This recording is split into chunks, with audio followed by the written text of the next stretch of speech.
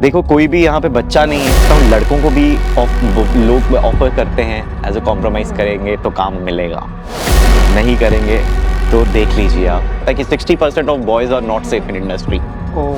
And 40% of girls are not safe in industry. तो अरुण, मैं आपसे जानना चाहूँगा कि एंटरटेनमेंट इंडस्ट्री में स्ट्रगलिंग एक्टर या एक्ट्रेस लोगों को क्या-क्या फेस करना पड़ता है? They belong from the normal family, normal middle class family से अगर आप लोग हो तो बहुत से कहीं ना कहीं बॉम्बे ऐसा शहर है, इतना महंगा शहर है अभी, यहाँ पे एक आम इंसान ऐसे नहीं रह सकता है। आपको फाइनेंशियल चीज़ें भी बहुत लगती हैं, कॉन्टैक्ट्स कहीं ना कहीं बहुत मैटर करते हैं आज की डेट में, क्योंकि मैंने खुद देखा है कास्टिंग वाले अगर आपके फ्रेंड्स होंगे वो खुद बोल देंगे अरे सुन कल एक शूट है आएगा क्या। मोटिवेशनल चीज़ सर अभी तक हमें भी ऐसे ही बताया जाता है जब हमने एक्टिंग क्लास लिया या कुछ भी किया कि एक एक्टर का मोटिवेशन उसी चीज़ में है कि वो पेशेंस रखे अपने। ये स्ट्रगलिंग एक्टर को बहुत चीज़ें ऐसी फेस करनी पड़ती हैं। मैं तो कहता हूँ स्ट्रगलिंग एक्टर ही सबसे मुश्किल, स्ट्रगलिंग फील्ड ही सबसे मुश्किल है। सबसे पहले मैं बोलना चाहूँगा लक सबसे इम्पोर्टेंट है मेरे लिए। उसके बाद ये सब चीज़ें आती हैं, लक फिर टैलेंट। आपके अंदर टैलेंट नहीं होगा तो आप कुछ कर नहीं पाओगे, आप नेटवर्किंग भी नहीं बना सकते हो। फिर networking third number and then acting.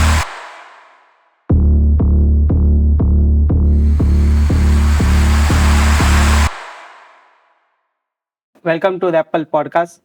I am your host Jitendra. आज हमारे साथ है very beautiful and charming actor thank mister you sir. Arun. Hello. Thank you sir. Hello hello, how are you? I am very good. Thank you. तो अरुण, आप basic कहाँ से belong करते हो? तो सर मैं बेसिकली जम्मू कश्मीर से बिलोंग करता हूँ, प्रॉपर जम्मू सिटी से। तो अभी I am staying in Bombay from last 5 years।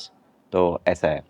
अच्छा, तो जी। इसीलिए आप इतने चार्मिंग हो जम्मू के होने की वजह से। नहीं नहीं सर, मैं तो सोचता हूँ लाइक हर एक इंसान चार्मिंग होता है, वो तो सबका अपना अपना होता है, लाइक नेचर वाइज चार्म होना चाहिए, सब में चार्म होना चाहिए। बिकॉज आई बिलीव सिर्फ ब्यूटी सिर्फ शक्ल से नहीं होती है, आपके बोलने से होती है, आपके नेचर से होती है। जी, एब्सोल्युटली। Thank you. तो आप जम्मू से आप मुंबई तक की जर्नी आपकी कैसी रही? It's been long time. पहले मैं फर्स्ट टाइम 2015 में आया था यहाँ पे मुंबई, और मैंने इंजीनियरिंग करना था। इंजीनियरिंग के लिए मैंने पूना में स्टडीज़ के लिए गया था उस टाइम पे। तो in between my engineering I started career in the acting field. जी। तो तब से मेरा जर्नी स्टार्ट हुआ था 2015 से। इंजीनियरिंग के बीच में मेरे को शूट्स लिए थे बिकॉज़ मेरे को पहले से ही एक्टिंग करने का बहुत शौक था।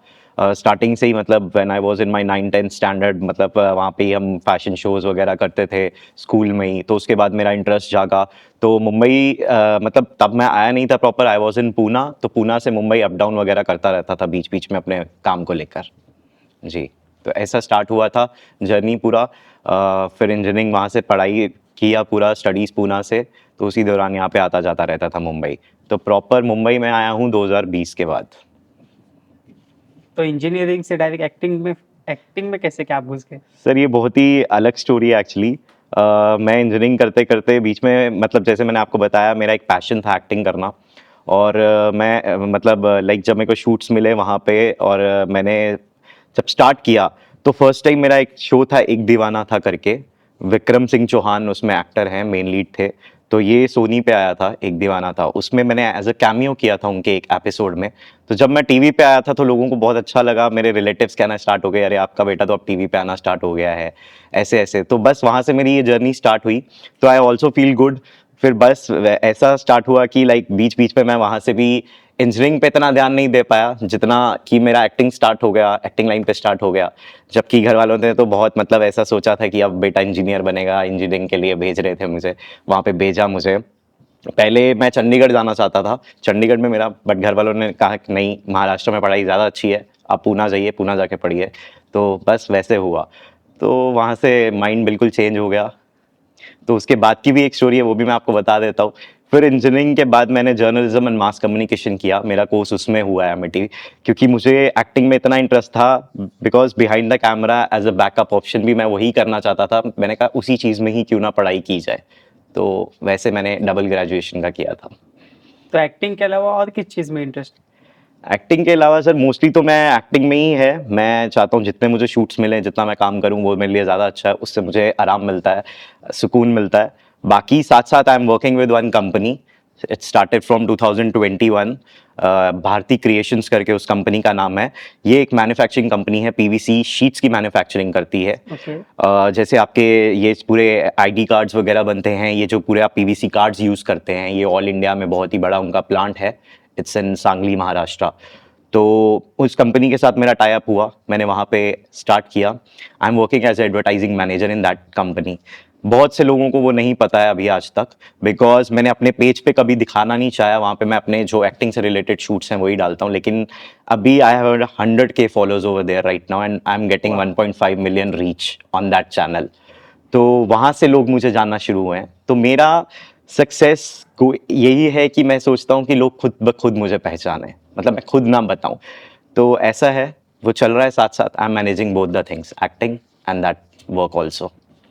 तो इंडस्ट्री में आपका सबसे बड़ा सेटबैक या फिर हम फेलियर बोल सकते हैं, तो वो कौन सा था? सर फेलियर तो अभी ऐसा है कि मैं आपको बताऊं, एक्टिंग बहुत अप एंड डाउन फील्ड है। मैं अपने लिए नहीं बोल रहा, बहुत से एक्टर्स को भी ये पता है, क्योंकि बड़े बड़े एक्टर्स भी हैं इंडस्ट्री में। कहीं आज काम मिल रहा है, कल नहीं मिल रहा है। अभी भी आपको भी ये चीज़ मालूम होगा, आराम नगर के धक्के खा रहे हैं, ऑडिशंस देने जा रहे हैं, बहुत सी चीज़ें हैं। तो ये बहुत ही अप एंड डाउन फील्ड है, जहाँ तक मुझे भी लगता है। लेकिन अभी फेलियर मैं इस चीज़ में ही बोलना चाहूँगा कि कई लोग हिम्मत हार जाते हैं कि आज फिट हुए रोल में, कल नहीं फिट हुए।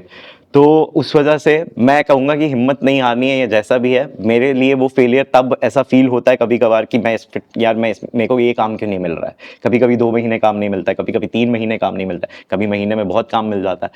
तो कहीं ना कहीं यही फेलियर लगती है कई चीज़ें। बट ऐसा नहीं है कि मैंने अपने आप में हिम्मत हार ली है, या ऐसा है। आई am trying my best and do it. तो आपके अकॉर्डिंग जो स्ट्रगलिंग एक्टर है, तो उनके लिए जब वो एक्टिंग करते रहते हैं, तो जी उनको सबसे ज़्यादा सपोर्ट किस चीज़ की नीड होती है? सर, स्ट्रगलिंग फेज में सबसे ज़्यादा मैं तो यही बोलूँगा कि पहले तो फाइनेंशियल नीड्स बहुत होती हैं, क्योंकि एक स्ट्रगलिंग एक्टर ऑडिशंस भी दे, अपने आप को भी मेंटेन करे, घर से भी कईयों के प्रेशर होता है बहुत ज़्यादा, कहीं फाइनेंशियल सपोर्ट भी नहीं मिलती है घरों से। तो मैं यही कहना चाहूँगा कि कहीं ना कहीं फाइनेंस की भी कमी होती है। अगर if they are getting good work, अगर उनका फोकस है, वो काम कर रहे हैं, तो बहुत अच्छी चीज़ है, तब उनको पैसा भी मिल रहा होगा। लेकिन कभी कभी नहीं मिलता है, तो ये स्ट्रगलिंग एक्टर को बहुत चीज़ें ऐसी फेस करनी पड़ती हैं। मैं तो कहता हूँ स्ट्रगलिंग एक्टर ही सबसे मुश्किल, स्ट्रगलिंग फील्ड ही सबसे मुश्किल है। और स्ट्रगल तो बहुत बड़े बड़े एक्टर्स तक भी कर रहे हैं, हम भी कर रहे हैं, मैं भी कर रहा हूँ, आज तक सब कर रहे हैं। मैं यही बोलूँगा, स्ट्रगल तो पूरी लाइफ में चलता ही रहता है, कभी कम नहीं होगा, चाहते कभी किसी की कम नहीं होती। तो इस चीज़ के लिए जो फेलियर अपने आप को मानते हैं, जैसे आपने बताया, तो उनके लिए सबसे ज़्यादा मोटिवेशनल चीज़ कौन सी है? मोटिवेशनल चीज़ सर, अभी तक हमें भी ऐसे ही बताया जाता है जब हमने एक्टिंग क्लास लिया या कुछ भी किया, कि एक एक्टर का मोटिवेशन उसी चीज़ में है कि वो पेशेंस रखे अपने अंदर। एक पेशेंस एक्टर के अंदर बहुत ज़रूरी है, कि महीने में आपको 5 दिन काम मिल रहा है, बाकी 25 दिन आपको काम नहीं मिल रहा है। तो वो एक पेशेंस रख के आपको चलना पड़ता है इस चीज़ के अंदर। सबसे पहली चीज़ आपको यही सिखाई जाती है। अगर वहाँ पे आप वो हार रहे हो, तो वो कहीं ना कहीं फेलियर है, क्योंकि पेशेंस नहीं रखेंगे, आप अपने पे भरोसा नहीं रखेंगे, तो वहाँ से लोग हिम्मत हारते हैं और वो बॉम्बे से वापस चला जाते हैं कि चलो अब अपने हम गाँव चलते हैं, अपने घर चलते हैं। तो ये चीज़ है। तो वो पेशेंस रखना बहुत ज़रूरी है। वहाँ से मोटिवेट आपको पेशेंस करेगा, आप अपने काम पे फोकस करिए, आप जो करने आए हैं वो चीज़ करिए यहाँ पे, अपार्ट फ्रॉम एनीथिंग एल्स। तो फिर आपके लिए सक्सेस का मतलब क्या है? सक्सेस का मतलब तो सर मेरे लिए यही है कि टू अचीव गोल, एक गोल को अचीव करना है। जो मैं करने आया हूँ वही मेरे लिए सक्सेस है। कल को मैं बड़े पर्दे पे आऊँ, ये मेरे लिए सक्सेस है। लोग मुझे खुद से जाने, ये मेरे लिए सक्सेस है। मेरे को फाइनेंशियल पूरा उससे सपोर्ट भी मिले जो मैं करना चाहता हूँ, तो वो एक बहुत अच्छी चीज़ लगती है। वो काम काम नहीं लगता, तो वही सक्सेस है मेरे लिए। तो अभी आप हम जैसे मानते हैं कि अगर हम शूट्स वगैरह करते हैं, जैसे कि आप शूट्स में जाते हो, जी। तो इसमें लोगों का ऐसा होता है कि कुछ एक्टिंग करो या ना करो, लोगों के फीडबैक बहुत आते हैं, हाँ जी, और सबसे ज़्यादा फीडबैक तो हमारे रिलेटिव्स की तरफ से बहुत आते हैं। तो बिल्कुल। आपको किस तरह के फीडबैक्स बहुत ज़्यादा अच्छे लगते हैं और कौन से बुरे लगते हैं? सर फीडबैक्स ऐसा है कि बहुत से रिलेटिव्स हैं, बट अभी मैं आपको बताऊंगा, जैसे मेरे माँ बाप ने तो बहुत सपोर्ट ही किया है स्टार्टिंग से। वो कहते थे कि जो तुम करना चाहते हो वो करो ज़िंदगी में, बट तुम अपना देख लो कि तुम कर पाओगे या नहीं कर पाओगे। तो वैसे उन्होंने सपोर्ट किया। अब रिलेटिव्स के लिए तो मैं कहता हूँ हम उनके लिए नहीं जीते हैं या अपने लिए जीते हैं, लेकिन कहीं ना कहीं वो दिल में रहते हैं कि लोग क्या कहेंगे। तो अगर हम लोगों को देख के चलेंगे तो वो थोड़ा मुश्किल भी होता है, लेकिन सोसाइटी जीने भी नहीं देती है आजकल आम इंसान को। बहुत से लोग ऐसे बोलते हैं कि एक्टिंग बहुत स्ट्रगलिंग फील्ड है, इसमें काम मिल रहा है नहीं मिल रहा है। मैं आपको बताना चाहूँगा बहुत से ऐसे एक्सपीरियंस भी हुए हैं, कई लोग सुनते हैं अच्छा एक्टिंग में हूँ तो नॉट इंटरेस्टेड या वैसा चीज़ आ जाती है कहीं ना कहीं लोगों के अंदर। सबको चाहिए पायलट होना चाहिए, इंसान इंजीनियर होना चाहिए, डॉक्टर होना चाहिए। नहीं तो एक्टर अगर नेक्स्ट लेवल पे पहुंचे हैं वो भी तो एक स्ट्रगल करके ही तो पहुंचे हैं ना। बट यहाँ तो एक्टर ही इंजीनियर है। वो भी है, बात है, बिल्कुल इंजीनियरिंग से ही एक्टिंग में आए हैं। बहुत से एग्जाम्पल्स है बड़े बड़े लोग। तो आपको कभी ऐसा लगा है कि आप इस करियर में आप परस्यू नहीं कर सकते, इस करियर को परस्यू नहीं कर सकते? नहीं सर, ऐसा लगा नहीं है अभी तक। अभी तो आई एम ट्राइंग माई बेस्ट कि मैं आगे करूं। और मतलब एक लाइक मैं हिम्मत हारना नहीं चाहता हूं। जब मैं बॉम्बे आया था ये चीज़ सोच के आया था कि यहाँ से ऐसे जाना नहीं है। और एक रही किस्मत की बात। कहते हैं मुंबई में अगर आप किस्मत लेके भी नहीं आए हो तो आपको काम नहीं मिल सकता है, क्योंकि टैलेंट मैटर करता है नो डाउट, बट टैलेंट कहीं ना कहीं मैटर नहीं करके भी एक किस्मत भी मैटर करती है आपके बहुत चीज़, और आपके कॉन्टैक्ट्स मैटर करते हैं। तो इसका मतलब आप किस्मत पे भरोसा करते हो? मैं भरोसा करता हूँ, बिल्कुल करता हूँ मैं किस्मत पे भरोसा। साथ साथ टैलेंटेड भी इंसान होना ही चाहिए। अगर टैलेंट नहीं होगा आपके अंदर, वो पूरा जोश नहीं होगा करने का, तो आप कर नहीं पाएंगे। तो एक्टिंग फील्ड में आपके मेंटर कौन थे? एक्टिंग फील्ड में जब सर शाहरुख खान सर मेरे लिए बहुत बड़े मेंटोर है, मैं उनको फॉलो करता हूँ। एंड आई ऑलवेज बिलीव, मेरे को बहुत अच्छा लगता है। बच्चन सर भी हैं, बट शाहरुख खान सर के साथ मैंने शूट भी किया है। उनके साथ 6 घंटे एक सेट पे स्पेंड किए हैं मैंने। हुंडई का एड शूट किया था, तो बहुत अच्छा लगा उनके साथ मुझे। तो वो मतलब मैं उनकी चीज़ों को फॉलो करता हूँ कि कैसे उन्होंने स्ट्रगलिंग फील्ड से एक बहुत बड़े आज वो सुपरस्टार है, तो वैसे। तो अभी मैं जानना चाहूंगा कि अभी आप फिलहाल कौन से प्रोजेक्ट्स कर रहे हो? राइट नाउ मैंने अभी एक शॉर्ट फिल्म किया था थोड़े दिन पहले। It's for Mumbai film festivals. तो उनका एक छोटा सा 4 से 5 मिनट का एक शॉर्ट फिल्म रहता है जो कि फिल्म फेस्टिवल्स पे दिखाया जाता है। तो उनके लिए मैंने किया। वो एक वेस्लिंग वुड्स के ही स्टूडेंट हैं उनके डायरेक्टर। तो वहाँ वो किया। बाकी अभी मैं आई am giving auditions right now, जहाँ पे मेरा सिलेक्शन होगा I will go for it. बाकी तो अरुण, आपके लिए सक्सेस का मतलब क्या है? मेरे लिए सक्सेस सर, अभी मैं इस फील्ड में हूँ एज एन एक्टर। मैं अपने आप को बड़े पर्दे पे एक दिन देखना चाहूँगा, ये मेरे लिए सक्सेस है। मेरे माँ बाप देखें, मेरे पूरी फैमिली देखे, तो बहुत अच्छी चीज़ है। मैं अपनी कंपनी में हूँ, वहाँ से अगर मैं अच्छा सोशल मीडिया इन्फ्लुएंसर बन रहा हूँ, लोग मुझे जान रहे हैं, बाहर आके मुझे खुद बोलते हैं कि आपको देखिए, आपकी वीडियोस देखी हैं, तो वो मेरे लिए एक सक्सेस है। ये है मेरे लिए सक्सेस का मतलब। एग्जैक्टली। ओ, तो इसका मतलब आप एक इन्फ्लुएंसर भी हो? जी जी, जैसे मैंने आपको बताया कि I am working with company as advertising and manager. तो उनका फेस हूँ मैं, उनके सारे प्रोडक्ट्स की एडवर्टाइजिंग करता हूँ, इवेंट्स में भी करता हूँ, इंटरनेशनल इवेंट्स में भी करता हूँ। तो बाकी उनके सारा सोशल मीडिया प्लेटफॉर्म पे भी करता हूँ। तो ऐसा शूट में आपका ऐसा कौन सा बेस्ट मेमोरी था? शूट पे बेस्ट मेमोरी आज तक तो सर, मैं एसआर के सर के साथ काम किया, वो मेरे लिए एक बेस्ट मेमोरी था। उनको बचपन से देखते थे मूवीज में, कहाँ सोचा था इतने बड़े स्टार के साथ मौका मिलेगा। बेशक उसमें मेरा कुछ सेकंड्स का कैरेक्टर है क्योंकि एड शूट है, एक हुंडा ऐड किया था। तो लेकिन 3 दिन का वो शूट था। एक दिन का शूट था महबूब स्टूडियोज में, यहाँ पे 2 दिन हमने पूना में किया था। तो वो 6 घंटे बिताना उनके साथ मेरे लिए बेस्ट मोमेंट था लाइफ का। That's very pretty. जी। तो चलो, अभी बहुत सीरियस बातें तो बहुत हो गई, थोड़ा पर्सनल बातों पे आते हैं। अच्छा। जी आपके जी। हिसाब से लव लैंग्वेज क्या है? लव लैंग्वेज मेरे हिसाब से, लव एक बहुत ही ब्यूटीफुल चीज़ है to express somebody your feelings. बाकी मैं लव वर्ब से अभी थोड़ा दूर ही रहता हूँ। बाकी मतलब apart from my parents and all, obviously अपने माँ बाप को तो सब प्यार करते हैं, लेकिन अभी बात करें मेरे रिलेशनशिप की या कैसे भी, तो अभी इन चीज़ों से मैं थोड़ा दूर रह रहा हूँ। मैं थोड़ा डरता भी हूँ आजकल, ऐसा लग क्योंकि रहा है दिल टूटे आशिक हो। दिल टूटे आशिक नहीं है सर, बट शायद कोई वैसा मिला नहीं आज तक अभी, या ढूंढ रहे हैं, इन सर्च चल रही है। तो अगर देख रहे होंगे वो हमारा शो, तो कोई है इंटरेस्टेड तो बता दे। जरूर मिलेगी, आप इतने चार्मिंग एंड हैंडसम हो। Thank you sir, thank you so much. तो अरुण, आपके हिसाब से आपके लिए सबसे ज्यादा इम्पोर्टेंट क्या है? टैलेंट, एक्टिंग, और नेटवर्किंग, और लक? सर ये 4 वर्ड्स जो आपने बोले, ये तो चारों ही इंपॉर्टेंट है। सबसे पहले मैं बोलना चाहूँगा लक सबसे इंपॉर्टेंट है मेरे लिए। उसके बाद ये सब चीज़ें आती हैं, लक, फिर टैलेंट। आपके अंदर टैलेंट नहीं होगा तो आप कुछ कर नहीं पाओगे, आप नेटवर्किंग भी नहीं बना सकते हो। फिर networking third number, and then acting. तो टैलेंट सबसे ज़्यादा, सॉरी, दिस लक सबसे ज़्यादा इम्पोर्टेंट है। तो इंडस्ट्री में आपका सबसे बड़ा एक्सपीरियंस कौन सा था? सबसे बड़ा एक्सपीरियंस मेरे लिए जब मैं फर्स्ट टाइम स्क्रीन पे आया था, वो मेरे लिए बहुत ही बड़ी चीज़ थी। एक अलग ही खुशी होती है कि आप टीवी पे अपने आप को देख रहे हो। तो 2017 में मैं जब शो पे आया था, एक दीवाना था करके, वो मेरे लिए अच्छा था। तो सबसे बड़ा चीज़ वही रहा है मेरी लाइफ का, तो मैं उसी को मानता हूँ। आज तक मैंने अपने फेसबुक की कवर डीपी भी वही रखी है, स्क्रीनशॉट लेके। जी। तो अभी आप इंजीनियरिंग में थे, तो वहाँ का कुछ मजेदार किस्सा तो बताइए हमें। कैसा किस्सा? एक कोई मजेदार किस्सा बता मज़ेदार दीजिए। किस्सा। मज़ेदार किस्सा सर, मैं बहुत ही हाइलाइट स्टूडेंट था अपने कॉलेज में। हमेशा पनिशमेंट मिली है मुझे एचओडी के साथ भी, क्योंकि हमारी एचओडी वगैरह बैक बेंचर। बैक बेंचर तो रहे ही हैं हम वापस। तो अभी very good relations with my HOD ma'am. उस टाइम पे बहुत पनिशमेंट भी मिली है, हमें ही सिखाते थे वो, लेकिन बैक बेंचर रहे हैं। बहुत से सब्जेक्ट्स बैकलॉग जाते थे इंजीनियरिंग में, आधे से ज़्यादा सब्जेक्ट्स मेरे सर के ऊपर से जाते थे। तो वही चीज़ है मज़ेदार। बाकी चिटिंग विटिंग तो चलती थी, थोड़ा वैसे ही करके किया है। तो यही मज़ेदार किस्से हैं इंजीनियरिंग के। तो एक छोटा सा हम रैपिड फायर करते। हम्म। Your favourite hobby?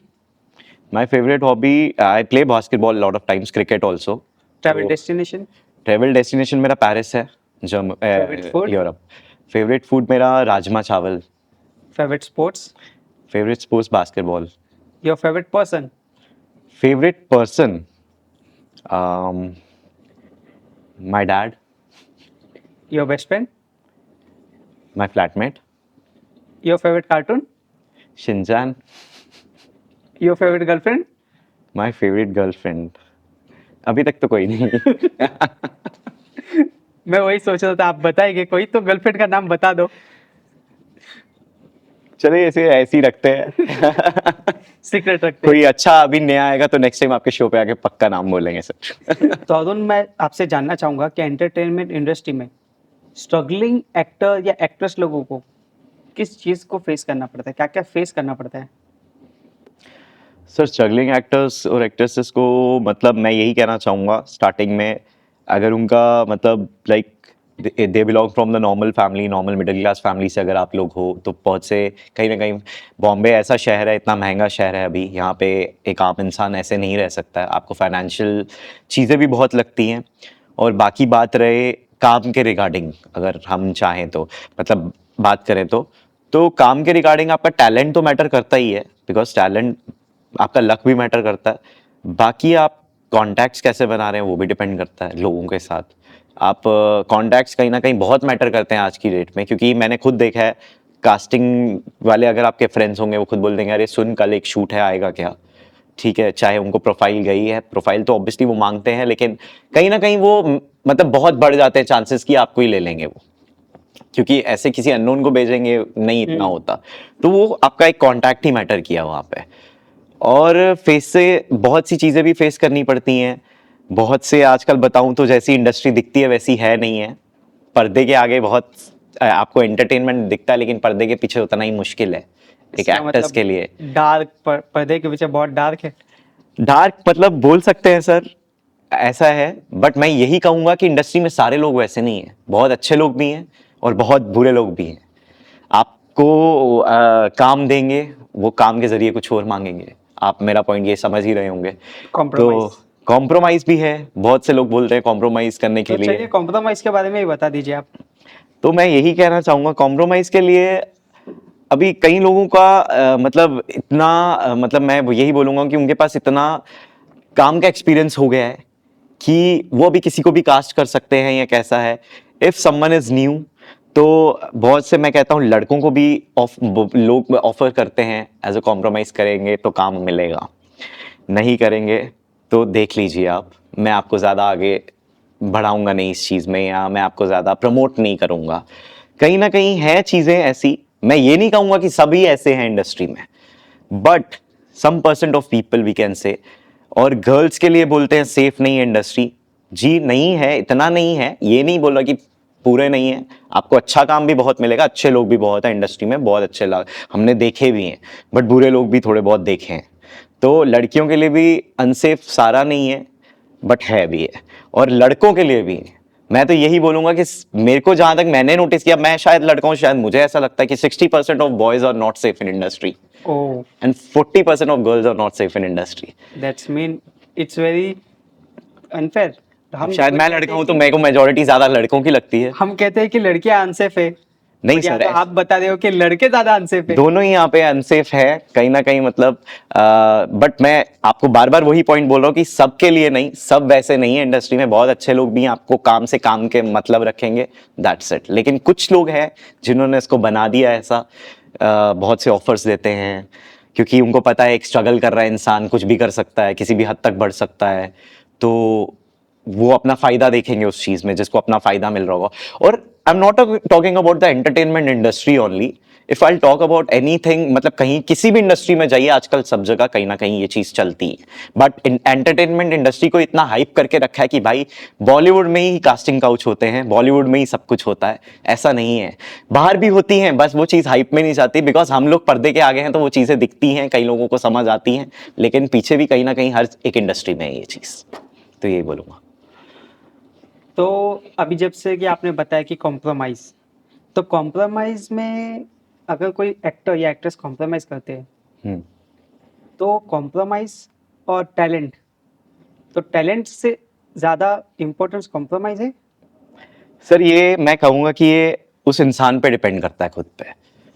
देखो कोई भी यहाँ पे बच्चा नहीं है, अगर आप इतनी समझ सबको होती है यहाँ पे, और लोग बोल देते हैं कि जी वो ऐसा चाहता है वैसा चाहता है, लेकिन आपके अंदर इतनी समझ है कि सामने वाला इंसान क्या बोलना चाह रहा है, आपको इतने मैच्योर आप हो ही गए होते हैं लोग यहाँ पे, इफ दे आर वर्किंग, अगर उनको एक्सपीरियंस भी है, तो मैं यही बोलना चाहूँगा कि टैलेंट आपका मैटर करता है और टैलेंट ही आपको लेके जाएगा आगे।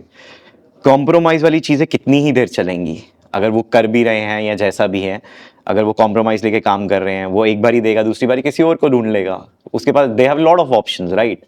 बट कहीं ना कहीं आपका टैलेंट ही मैटर करता है। अगर वो आपको आज इस काम में देख रहे हैं, कल को आपको शायद कोई और बोलेगा, तीसरा बोलेगा, चौथा बोलेगा, लेकिन नॉट फॉर द कॉम्प्रोमाइज़। शायद उन्होंने आपका अच्छा काम देखा हो वहाँ पे, तो इसलिए आपको वो बुला रहे हो। तो मैं बट यही कभी चीज़ कभी बोलूँगा। ऐसा होता है कि टैलेंट को मौका बहुत वक्त के बाद मिलता है। ऐसा है, अब लोगों ने वो चीज़ बना दी है या सोचते भी हैं, एक सोच है कि शॉर्टकट मारने का यही सबसे अच्छा तरीका है कॉम्प्रोमाइज़। तो मैं यही बोलूँगा, सबकी अपनी पर्सनल लाइफ है और सबको अपनी अपनी समझ है। अब जो जिस तरीके से जैसा चाहता है वो वैसे घी निकाल सकता है। तो मैं यही बोलूँगा। तो क्या आपने कभी कॉम्प्रोमाइज किया है?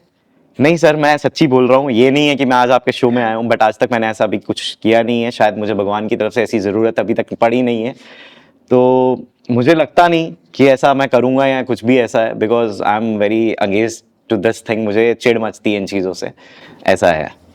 तो जैसे कि मैंने अभी आपको टैलेंट के बारे में बताया, तो अभी हम इंडस्ट्री में देखते हैं कि जो स्टार है, सेलिब्रिटीज है, उनके रिलेटिव्स, हम्म।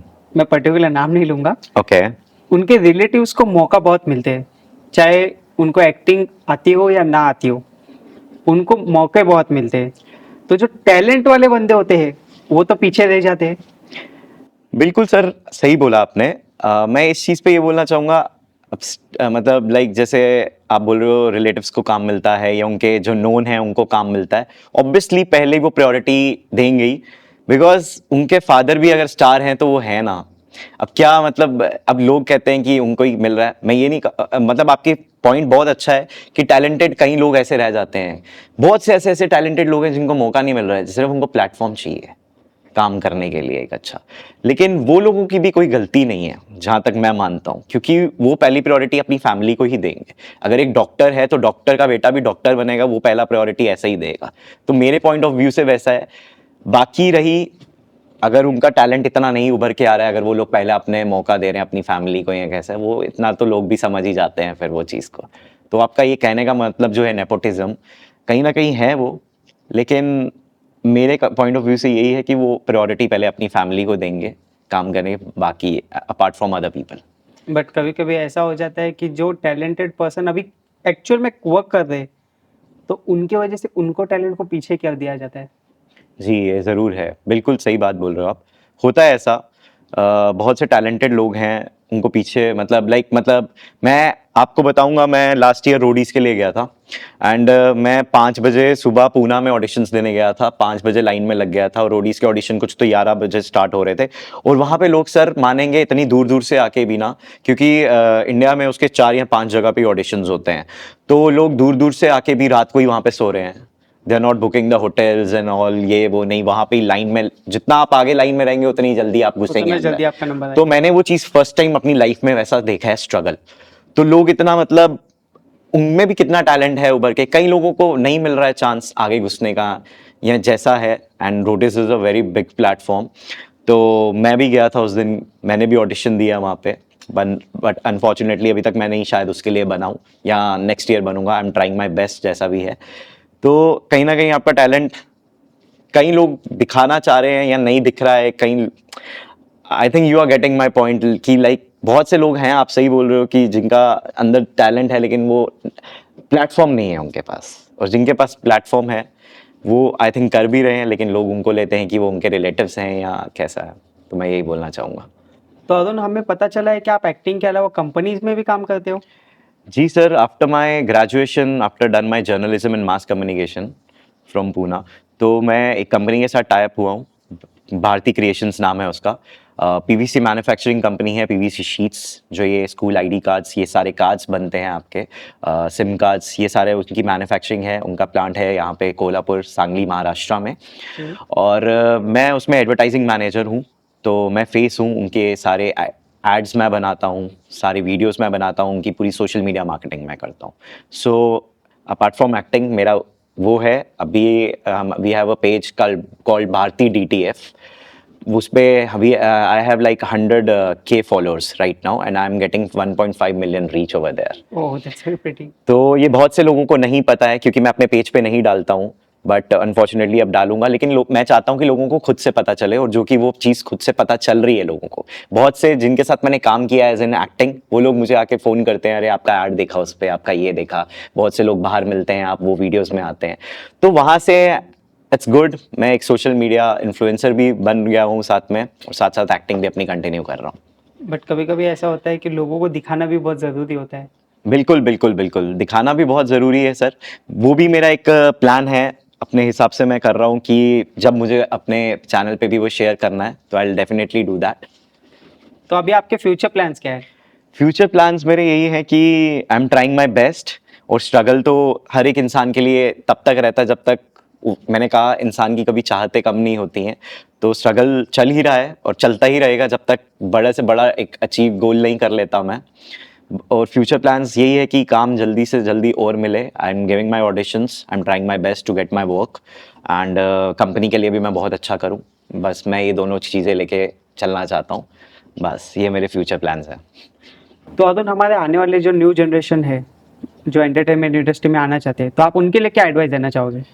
सर मैं उनके लिए यही बोलना चाहूँगा कि अगर आप मुंबई जैसे शहर में आ रहे हो, और आजकल तो वैसे बहुत चीज़ें ऑनलाइन हो चुकी हैं, everything is online right now. ये बहुत अच्छी चीज़ है सबके लिए। हम जब आते थे तो इतना ऑनलाइन नहीं था, आजकल सबको प्रोफाइल्स ऑनलाइन ही चाहिए। आप उनको प्रोफाइल्स भेज सकते हैं, और अपना मतलब दिखा सकते हैं। If you are fit in that character they will call you for sure. तो बहुत ही अच्छी चीज़ है। आपका वर्क फ्रॉम होम हो चुका है, आप घर से ही बैठे प्रोफाइल्स भेजिए। और पहले तो ये करना चाहूँगा, अपने कॉन्टैक्ट्स बनाइए। जो भी आने वाली जनरेशन है उनको यही बोलना चाहूँगा, और जेन्युइन कॉन्टैक्ट्स बनाएं। उन लोगों के साथ इंटरेक्ट करें, उनको अपना प्रोफाइल्स भेजें, then they will get good work. और अगर वो जैसे मुंबई जैसे शहर में आ रहे हैं या कहीं भी आ रहे हैं, तो एक किसी की हेल्प भी ले सकते हैं अगर वो काम करना चाहते हैं, और अपना फोकस सिर्फ उसी चीज़ पे रखें जो वो करना चाहते हैं। अगर वो एक्टिंग करियर के रिलेटेड आ रहे हैं तो वो एक्टिंग पे ही फोकस करें। मैं यही कहना चाहूँगा, क्योंकि बहुत से लोग भड़क जाते हैं कहीं ना कहीं, बहुत सी चीज़ें आती है। ये एक माया नगरी है, यहाँ पे कुछ भी हो सकता है, आपका ध्यान कहीं पे भी भटक सकता है किसी भी चीज़ में। तो मैं यही बोलना चाहूँगा, अपना फोकस जहाँ है वहाँ पे करें, तो आपको अच्छा रहेगा। आप अपना काम, अपने गोल्स को अचीव कर सकते हो, फिर आपको कोई भी नहीं रोक सकता। मैं यही बोलूँगा, काम बहुत है इंडस्ट्री में, काम करने वाला इंसान होना चाहिए। तो अरुण, जैसे हम देखते हैं कि बहुत सारे लोग अपने इंस्टा प्रोफाइल पे या वर्क प्रोफाइल पे भी इन्फ्लुएंसर बोल के डालते हैं, तो उन इन्फ्लुएंसर की वजह से आपके करियर पे क्या लात पड़ती है। बिल्कुल सर, ये तो बहुत अच्छा क्वेश्चन किया आपने। और मैं यही कहना चाहूँगा, ऐसा है बहुत से प्रोफाइल्स, हर एक कोई फैशन मॉडल बना फिर रहा है, कोई एक्टर बना फिर रहा है, कोई सोशल मीडिया इन्फ्लुएंसर बना फिर रहा है। तो देखो, अपनी अपनी लाइफ है, कोई ऐसे रोक भी नहीं सकता, इवन इंस्टाग्राम भी उन टर्म्स को नहीं रोक सकता है। ठीक है, तो कोई भी अपनी मर्जी से डालना चाहता है, लेकिन मैं यही लोगों को सजेस्ट करना चाहूंगा, जो आप कर रहे हो वही डालें। बिकॉज अगर कोई एक्टर है तो एक्टिंग का ही डालें। बिकॉज क्या है, हमारे लिए वही एक प्रोफेशन है, हमारे लिए वही एक रोजी है। कुछ लोगों के लिए सिर्फ पैशन है तो कर लेते हैं एक्टिंग, उनको उनका कहीं ब्रेड एंड बटर कहीं और से चल रहा है अर्निंग का, लेकिन कर लेते हैं, फ्री में काम कर लेंगे हम। अभी अगर मैं अपनी प्रोफाइल किसी को भेज रहा हूँ, बहुत से किस्से हुए मेरे साथ ऐसे, आप मानोगे, मैं अगर प्रोफाइल किसी को भेज रहा हूँ तो दे आर टेलिंग कि सर इसका बजट इतना है, आप करना चाहेंगे? मैंने कहा सर ये तो बहुत कम बजट है, इसमें मैं कैसे करूंगा?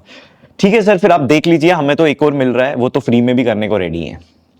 तो वो तो कौन होते ऐसी हैं? चीजें हो रही हैं अभी इंडस्ट्री में। वो कौन होते हैं?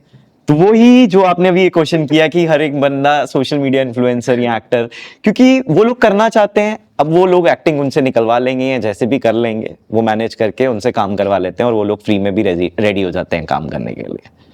तो ये कहीं ना कहीं चीज हमारे लिए लॉस में होती है। लॉस भी हम इसे नहीं समझेंगे, हम एक टैलेंटेड, हमें समझ आएगा, जिस मतलब उन लोगों को ये प्रोफेशनली पता चलता है कि कौन करेगा या कौन नहीं है।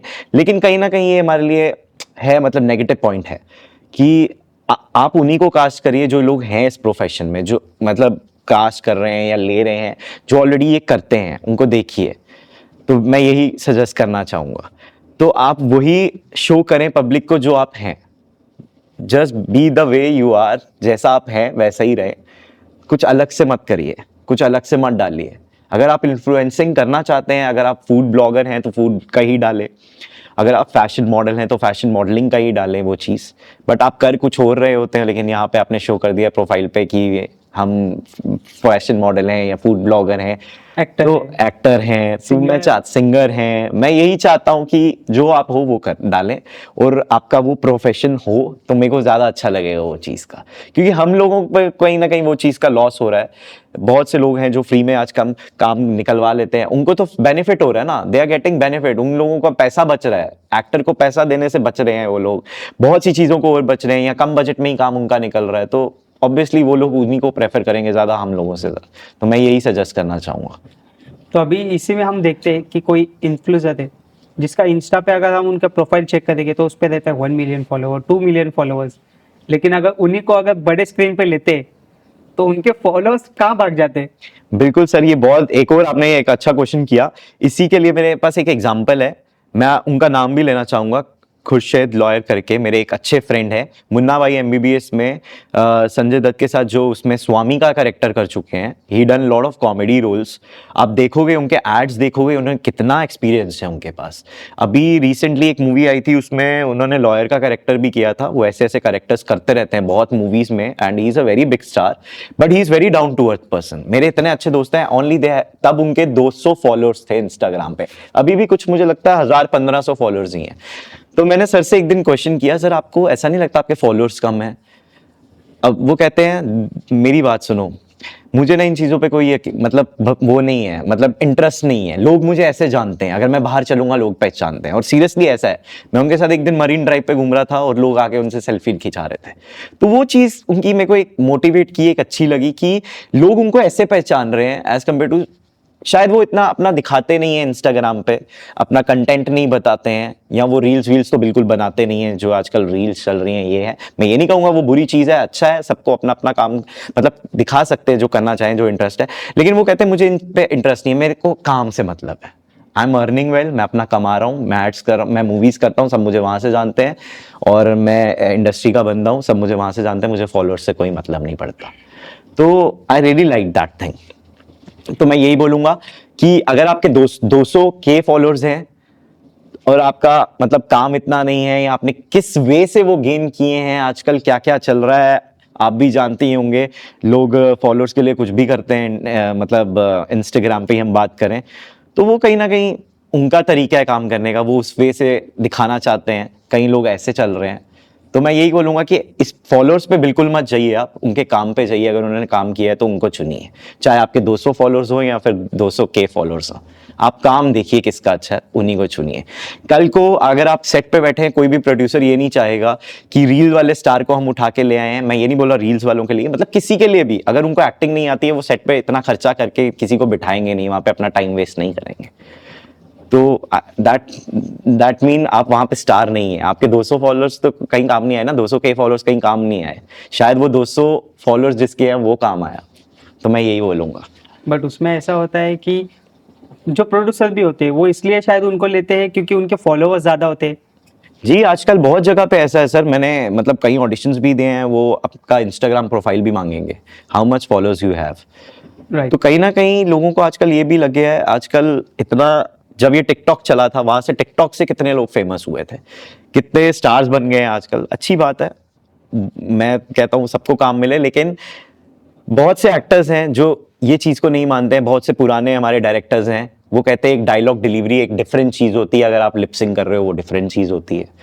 तो वो एक्टर को एक्टर की जगह ही रखते हैं, and there is lot of difference between voice over and lipsync and actors. मैं ये चीज़ को पूरा बोलना चाहूँगा, क्योंकि उन लोगों ने पहले पूरा थिएटर क्लास किया होता है, थिएटर किए होते हैं, एक्टिंग क्लासेस की होती हैं, इतनी फीस पे की है बच्चों ने वो करने के लिए।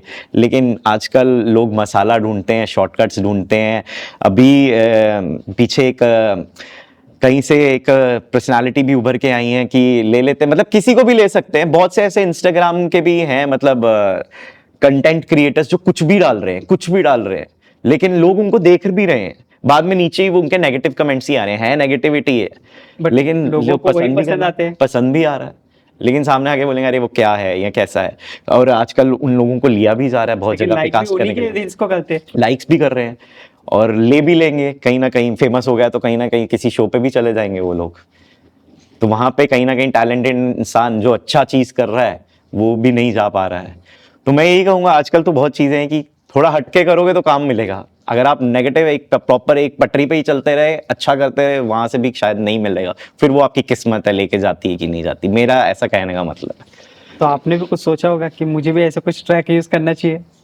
अभी तक तो ऐसा नहीं सोचा है, बट मेरे को ये लगता है कि अपने आप अगर हो जाए कुछ वैसा, मतलब गलत करना नहीं चाहिए। मैं तो यही कहता हूँ कि आप एक पॉजिटिव माइंडसेट से चलो, एक पॉजिटिव वे से चलो। तो अगर आपका वो चीज़ खुद ब खुद दिख के भी आएगा एक ना एक दिन, एक अच्छे वे से। नहीं तो आप पे डिपेंड करता है, आप नेगेटिविटी लेके भी फेमस होना चाहते हो या पॉजिटिविटी लेके फेमस होना चाहते हो। It's on you. वो फिर लोगों का अपना अपना पॉइंट है, वो अपना उनका पर्सपेक्टिव है, वो कैसे काम करना चाहते हैं। तो अरुण, मैंने सुना है कि पैसे दे के भी एक्टर बनना जा सकता है, क्या ये सच बात है? सर ऐसा बिल्कुल भी नहीं है कहीं पे भी। और पैसे देके जो आपने क्वेश्चन किया, बहुत सी जगहों पे मेरे साथ खुद में भी इन माय स्टार्टिंग टाइम, अगर कोई फ्रेशर एक्टर्स आ रहे हैं यहाँ पे, या मतलब जो लोग काम की तलाश में हैं, स्कैम्स होते हैं उन लोगों के साथ बहुत बहुत। क्योंकि मुंबई में ऐसे लोग भी बहुत बैठे हैं जिन्होंने अपना न्यूली ओपन किया है या कुछ चला रहे हैं। मतलब हम आपको काम देंगे, आप 20,000 रुपये दीजिए, हम आपको ये रोल दे देंगे, हम आपको काम देंगे, फिर वो मिलते नहीं है लोग। बहुत से लोगों ने अपने पैसे भी गंवाए हैं सर। मेरे मतलब कितने फ्रेंड्स लोग हैं, या मैं सुनता हूँ कईयों की कहानियाँ, 2-2, 3-3 लाख दे के बैठ गए, कहीं पे किसी का पैसा डूब गया, कुछ हो गया। तो ये बहुत स्कैम भी हैं। बहुत से लोग ऐसे स्कैमर्स बन चुके हैं आजकल, जो कि लूट रहे हैं लोगों को। तो मैं ये बोलना चाहूँगा, हर एक कोई भी फ्रेशर्स आ रहा है कोई भी सिटी में, कि जो तुम कर रहे हो सोच समझ के करो। किसी सीनियर की हेल्प ले लो जो पहले से हैं, रहते हैं यहाँ पे। आप ऑनलाइन देख सकते हो, ऑनलाइन भी मैं ये बोलूँगा बहुत स्कैम चल रहा है आजकल। ऑनलाइन भी है, कोई भी अपना नया बना सकता है, लेकिन जो नोन है, जो पूरे जेन्युइन है, आप उनको संपर्क करें। क्योंकि मेरे प्रोफाइल पे भी बहुत से लोग आते हैं जो ये डाल देंगे कि ये शूट है, blah blah this shoot and budget is this, 30K 50K is the budget. आप पहले एक कार्ड बना लीजिए। हाँ, ये तो मैंने भी सुना है कि आपको एंटरटेनमेंट इंडस्ट्री में आना है तो भाई तो इसका कार्ड आता है। आप आर्टिस्ट कार्ड बना लीजिए। हाँ, पहले कुछ 3 लाख या 4 लाख बोलते थे कि इतने इतने का कार्ड जी है, सर। तुझे इनकम महीने का 50,000 मिल जाएगा। तो क्या सच बात है? अभी वही कार्ड अभी 5-5 10-10 हजार में भी बनना स्टार्ट हो गए हैं, वहां से वो नीचे आ गया बजट अभी। लेकिन मैं आपको यही बोलूंगा, ये बहुत से स्कैम हुए। मेरे को भी बोलते थे कार्ड बना लीजिए, आपका ये ब्रांड का ऐड है, आपको इतना बजट मिलेगा। तो मैं उनको बोलता था सर ये जो बजट दे रहे हो ना आप, उसमें से मेरा इतना सा कट कर लेना, उसका आप कार्ड बना देना अगर आपको ऐसा लग रहा है। क्योंकि मुझे पता था ये चीज़ स्कैम है, आपसे पैसा ले लेंगे, बहुत से लोगों से पैसा भी लिया है, कार्ड बना के भी देंगे, बट उस कार्ड का क्या यूज है जब तक आपको एक्टिंग ही नहीं आ रही है। कार्ड बना लिया तो एक्टिंग आ जाएगी क्या? तो मैं यही बोलूंगा, नो डाउट कार्ड कहीं ना कहीं एक आर्टिस्ट कार्ड जरूरी भी है, लेकिन एक प्रोफेशनल आपका आर्टिस्ट कार्ड, वो प्रोफेशनल एजेंसीज है तो आप उनके बना सकते हो। वो कहीं ना कहीं पेमेंट्स अगर आपके अटक रहे हैं या कुछ भी अगर प्रॉब्लम्स आ रही हैं तो you can use that card, कहीं ना कहीं वो यूज होता भी है। लेकिन प्रोफेशनल एजेंसी हमें कहाँ मिलेगी? बहुत है सर, मुंबई में भी है। आप सिंटा की बात करें, सिंटा इज सो प्रोफेशनल, ठीक है, आप कर सकते हैं उनका यूज भी। लेकिन मैं बोलूंगा कि आर्टिस्ट कार्ड हर जगह आपको, मतलब ऐसा नहीं है कि कोई शूट है तो आर्टिस्ट कार्ड ही मांगेंगे। वो लोग फेक भी हैं, बहुत स्कैम भी करते हैं। ये कार्ड वाली आपने जो बात की है और मैंने भी की ये कार्ड की, तो कहीं ना कहीं वो बहुत स्कैम भी चल रहा है। तो इन स्कैम में बिल्कुल ना पड़े, किसी को पैसा ना खिलाएं। जो लोग आपसे पैसा मांग के काम करवा रहे हैं वो समझ लो फेक है। किसी भी रियलिटी शोज, किसी भी कहीं पे आपसे पैसा नहीं मांगा जाता है। ये लोगों की बनी बनाई बातें हैं कि पैसा उसने दे दिया था या कुछ है, ठीक है, वो उनका लुकआउट है या जैसा भी है, लेकिन हर जगह ऐसा पैसा नहीं मांगते। मेरे मेरे माध्यम से तो मैं यही कहना चाहूंगा, जो भी जेन्युइन है लोग वो आपको काम देंगे पूरा, अगर आपको आता होगा, अगर आप वो करेक्टर में फिट हो, अगर आप पूरे उस क्राइटेरिया में जा रहे हो, वो आपको काम देंगे अगर आप वो डिजर्व करते होंगे, और पैसा वो देंगे। अब मैं आपको बताता हूँ, मेरा जब ये पहला एक दीवाना था शो था, उस टाइम जब मेरे को कास्टिंग वाले ने बोला था कल ऐसे ऐसे शूट है तो इतना बजट है, पहले मेरे को 2,000 रुपये मिला था उसका स्टार्टिंग में, ठीक है, 2016 की बात है ये। 2,000 रुपये उनका भी कमीशन रहता है कास्टिंग वालों का, जाहिर सी बात है वो भी कास्टिंग करें, उनको अपना कमीशन भी कट करना है। तो मतलब ऐसे 4,000 बजट होगा तो 2,000 कट कर दिया या जो भी उनका रहता है। तो मैंने उनको बोला ये मुझे देना है क्या सर? कहता नहीं नहीं, आपको पे नहीं करना, आपको मिलेगा ये चीज़ का। तो कहीं ना कहीं वो ही माइंड में चलता था, ये मुझे ही पे करना पड़ेगा क्या? एक बारी जम्मू में ऑडिशंस हुए थे। जम्मू एक ऐसी छोटी जगह थी पहले, अभी भी थोड़ा बहुत डेवलप हो रहा है, लेकिन मैं ऐसे एज कम्पेयर टू बॉम्बे, तो जम्मू में ऑडिशन हुए, टीम आई थी मुंबई से, एक मैं नाम नहीं लूंगा यहाँ पे, और मैंने न्यूज़पेपर में ऐड देखा कि casting for Star Plus serials, एक टीम आई थी, उन्होंने अपना नाम डाला था, तो ऐसे ऐसे कास्ट कर रहे हैं, लोगों को आ चाहिए इस एज ग्रुप के। सर मैं वो ऑडिशंस देने गया, वहाँ से वो कहते हैं आप राउंड सेलेक्ट हो गए, मुझे मैसेज आता है you are selected for second round, can you come to Bombay? ठीक है, तो मैंने कहा सर बॉम्बे मेरे लिए अभी मुश्किल है, अकेला मैं कहाँ जाऊँगा, तब आई वॉज इन 9-10 स्टैंडर्ड, तो तब सोचा भी नहीं था कि मैं यहाँ पे तो उन्होंने फिर सेकंड राउंड चंडीगढ़ में किए थे, ऐसा उनका चल रहा था ऑल इंडिया ऑडिशंस, तो कहते चंडीगढ़ आइए। फिर मैं चंडीगढ़ मिला उनसे वहाँ पे भी, फिर भी वहाँ से वो बोलते हैं you are selected for last round. उनके कोई राउंड्स चल रहे थे, जबकि ऐसा कोई राउंड्स भी नहीं होता है, आप अगर एक बार सिलेक्ट हो रहे हो तो हो रहे हो। तब इतना नॉलेज नहीं था मुझे इस चीज़ का। तो उन्होंने बॉम्बे बुलाया, मैं बॉम्बे आया। फिर जैसे ही मैं उनके ऑफिस में आया, उन्होंने मुझसे ऐसे कहा कि हमारे पास ऐसे शूट्स आते रहते हैं, और मुझे तो इतना नॉलेज नहीं था कि इन लोगों के पास तो आते रहते हैं कुछ ना कुछ, आज ये कैरेक्टर चाहिए कल ये, तो आप मुझे इतना पैसा दे सकते हैं, हमें इतना पैसा दीजिए, आप 50,000 रुपये दीजिए, 1 लाख दीजिए, जैसे भी उन्होंने बोला, तो हम आपको ये फिट कर देंगे, इसमें डाल देते हैं, कोई भी फीचर में डाल देंगे, ये कर देंगे। तो मैं कहीं ना कहीं समझ गया था ये फेक है। मैं उस टाइम पे भी, मतलब लोगों को इतना समझ आना चाहिए, बट कई लोगों को नहीं आता है और वो स्कैम में फंस जाते हैं। तो ये स्कैम से पूरा बचे। अगर आप जेन्युइन हैं, आप पूछ सकते हो, किसी की हेल्प ले सकते हो, जो आपके कॉन्टैक्ट्स में लोग हैं जो एक्टिंग ऑलरेडी कर रहे हैं या मॉडलिंग कर रहे हैं, तो इस चीज़ में ना फंसे, क्योंकि ये बहुत बड़ा स्कैम है। अपना पैसा ना डुबोए, कोई भी जेन्युइन एजेंसी आपसे पैसा नहीं मांगेगी। तो मैं यही बोलना चाहूँगा। तो इसमें फिर भी लोग फंसते क्यों है? सर कई लोगों को नहीं पता रहता है कि लाइक उनको लगता है शायद ये सही हो जाएगा, मुझे काम मिल जाएगा, मैं एक्टर बन जाऊंगा, ये इतना सा पैसा खिला के क्या ही हो रहा है, पैसा भर देते हैं। तो उस चीज़ से वो मतलब कहीं ना कहीं फंस जाते हैं स्कैम में, उनको नहीं पता चलता, because they don't have a proper knowledge and proper उनको नहीं मालूम रहता है। बट अभी कितनी जगह जेन्युइनली मतलब उनके पेजेस भी बने हैं, आप उन एजेंसीज को अप्लाई करिए, जेन्युइन एजेंसीज हैं बहुत, जिनमें आप डाल सकते हो आप अपना, क्योंकि वहाँ पे लोग काम कर भी चुके हैं, इतना काम मिल भी रहा है उनको। प्रॉपर जो कास्टिंग डायरेक्टर्स हैं उनको प्रोफाइल भेजें और प्रॉपर आपको काम मिलेगा। तो आप स्कैम से दूर ही रहिए। आपको कॉल्स आ रहे हैं, कार्ड्स के लिए आ रहे हैं, ये आ रहे हैं, तो ये सब स्कैम ही है। कोई भी आपसे पैसा ऐसे नहीं मांगेगा, बिकॉज वो उनको तो पैसा मिलता है, जो प्रोड्यूस कर रहा है वो तो पैसा देगा ना अपना, और वो एक्टर्स को पैसा मिलना चाहिए। आप एक काम कर रहे हो, आप एक आर्टिस्ट हो, आपको उसका पैसा मिलना चाहिए, आप उससे कमाई कर सकते हैं, वो आपका पैशन। अगर आप जानबूझ के आप ही पैसा खिला रहे हो, खुद ही एक्टिंग करनी है उसके अंदर, तो वो उस चीज़ का क्या फ़ायदा। वहाँ पे पता चलता है, जैसे आपने पॉइंट बोला था कि ये इन्फ्लुएंसर्स बने फिर रहे हैं, वो उन लोगों का शौक बन चुका है, वो दिखाना चाहते हैं, लेकिन हम लोग उससे कमाई भी करना चाहते हैं, हमारा पैशन भी है, हमें वो चीज़ में मज़ा भी आता है कि मेरे को यही काम करना है और इससे ही मैं पैसा कमाना चाहता हूँ। तो ये चीज़ मैं बोलूँगा। मैं भी आपको नाम तो नहीं लूंगा, बट ऐसे बहुत सारे शोज वगैरह भी होते हैं जहाँ पे बहुत सारे आर्टिस्ट पैसे दे के स्टेज पे जाते हैं। सर होता है, बिल्कुल हो सकता है, मतलब मैं ये बोलूँगा कि लाइक मतलब मैं ये नहीं बोलूँगा कि पैसा खिलाया ही जाता है या लेते हैं, even I don't know, but कहीं ना कहीं मैंने भी ये बातें सुनी हैं, कहीं पे पैसा खिला के भी काम हो सकता है कहीं पे, बट जो जेन्युइन है मुझे नहीं लगता कि वो लोग लेते हैं। जो भी जेन्युइन शोज़ हैं उन पे ऐसे पैसा खिला के तो वो नहीं करवाते होंगे फॉर श्योर, और नहीं करवाना चाहिए। मैं कहता हूँ कि जितने टैलेंटेड लोग हैं उनको मौका मिले, और मिलता भी होगा। तो मैं सबको ये नहीं बोलूँगा, बहुत से अच्छे लोग भी हैं इंडस्ट्री में और बहुत से बुरे लोग भी हैं।